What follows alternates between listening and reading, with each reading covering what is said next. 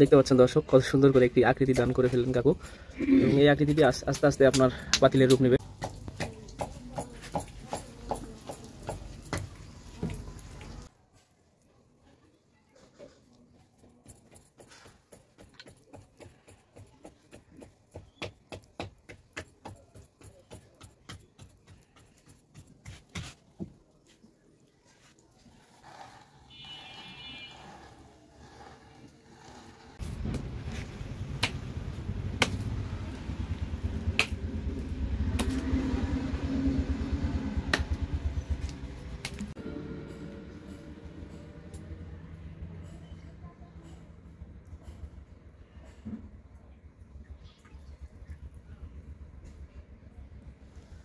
এই যে দেখতে পাচ্ছেন কত সুন্দর হয়ে গেল একটা।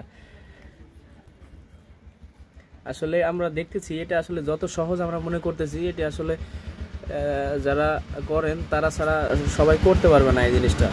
এটা করা একটি আসলে নিখুঁত কারিগর দ্বারা ছাড়া এটি আসলে তৈরি করা বা প্রস্তুত করা সম্ভব নয়। তো কাকু এইভাবে তৈরি করতেছেন এবং এটি একটি শেপ দিচ্ছেন বা একটি আকৃতিতে তৈরি করতেছেন। তিনি বিভিন্ন ধরনের হাঁড়ি পাতিল সমস্ত কিছু তৈরি করে থাকেন এবং দেখতে পাচ্ছেন আপনারা। তো এই যে পাতিল অলরেডি তৈরি হয়ে গেল, দেখতে পাচ্ছেন। এটিকে আবার সুন্দরভাবে মসৃণভাবে বানাচ্ছেন এখানে আমার কাকিমা। দেখেন আসলে এই কাজগুলো অনেকে মনে করেন যে একটা হাঁড়ি পাতিলের দাম এত বেশি হবে কেন, কিন্তু তাদের যে পরিশ্রম বা কষ্ট সেটার তুলনায় কিন্তু এই দামগুলো আসলে একেবারেই নগণ্য। এই যে চাকতি দেখতে পাচ্ছেন, এই চাকতির দ্বারাই ঘুরিয়ে ঘুরিয়ে সমস্ত কাজ করা হয় এবং সুন্দরভাবে এটি বানানো হয়, দেখতে পাচ্ছেন আপনারা। দেখতে পাচ্ছেন কাকি সুন্দর করে বানাচ্ছেন মাটি। আসলে আমরা যে মাটির বিভিন্ন ধরনের হাঁড়ি এবং পাতিল তৈরি করা দেখেন, এগুলোই দেখতে পাচ্ছেন তিনি সুন্দর করে বানাচ্ছেন। দেখতে পাচ্ছেন এইভাবেই ছোট ছোট হাঁড়ি তৈরি করা হয় এবং কাকিমা সুন্দর করে বানাচ্ছে, দেখতে পাচ্ছেন। এই যে মাটি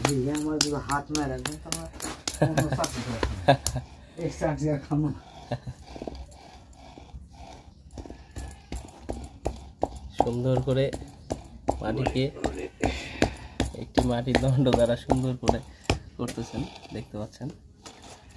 এবং পানি দিয়ে সুন্দর করে এটিকে মসৃণ করা হচ্ছে। সুন্দর একটি আকৃতি হয়ে গেল। তো এইভাবে পর্যায়ক্রমিকভাবে এই যে মাটি দেখতে পাচ্ছেন, এই মাটিগুলোকেই সেনে মথে সুন্দর করে মসৃণ করে তারপর তিনারা তৈরি করেন, সুন্দর নিপুণ হাতে তৈরি করেন বিভিন্ন ধরনের হাঁড়ি পাতিল সমস্ত কিছু। তো দর্শক, ভিডিওটি ভালো লাগলে অবশ্যই লাইক কমেন্ট শেয়ার করতে ভুলবেন না এবং পেজটি ফলো করতে ভুলবেন না। তো আজকের ভিডিওটি পর্যন্ত, সবাই ভালো থাকুন, সুস্থ থাকুন, আল্লাহ হাফেজ।